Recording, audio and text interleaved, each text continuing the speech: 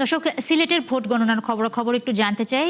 Returning কর্মকর্তার কার্যালয়ে আছেন সহকর্মী হোসেন আহমেদ সুজাত, তার কাছে সরাসরি চলে যাব। সুজাত, সিলেটে এই পর্যন্ত কতটি কেন্দ্রের ফলাফল বেসরকারিভাবে আপনার হাতে এসেছে সেটা একটু জানাবেন, এবং সেখানকার সবশেষ কি অবস্থা রিটার্নিং কর্মকর্তার কার্যালয়ে সেটাও যদি একটু বলেন।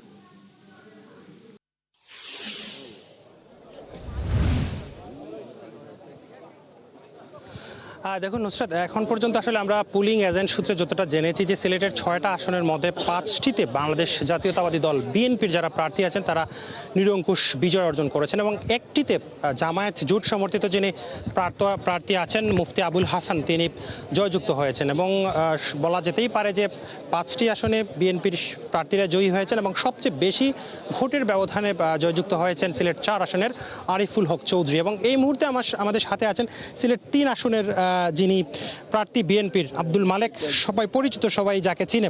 মালেক ভাই, লন্ডন থেকে এসে নির্বাচন করলেন, আপনার জয় পেয়েছেন, আসলে অনুভূতিটা কেমন?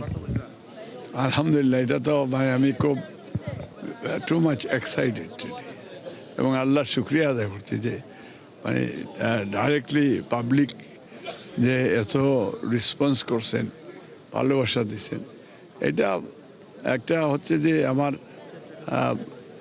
আমার দল আমাকে সহযোগিতা করেছে, আরেকটা হচ্ছে দানের শীষ, এটা একটা ফ্যাক্টর। আরেকটা হচ্ছে ম্যাডাম খালেদা জিয়া আমাকে দেশের থেকে দেশের মানুষের সেবা করার জন্য বলেছেন, আমি অ্যাকসেপ্ট করেছি। আরেকটা হলো তারেক রহমান চেয়ারম্যান সাহেব এবং মহাসচিব মিলে আমাকে দানের শীষ উপহার দিয়ে, তো যে কারণে আমার মানে এটা আমি এলাকার মানুষের ইয়ে করছে, এবং এটা আমিও থ্যাংক ইউ আপনাকে আমাকে আস্ক করার জন্য।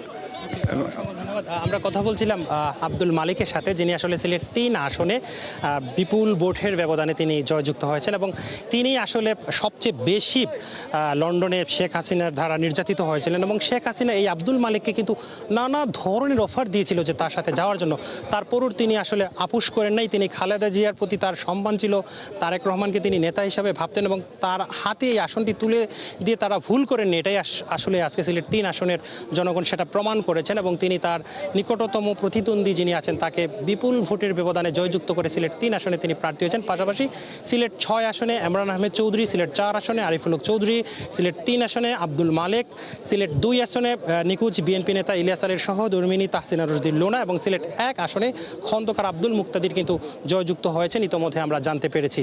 তো এই ছিল আমার সিলেট থেকে সর্বশেষ পরিস্থিতি। নুসরাত।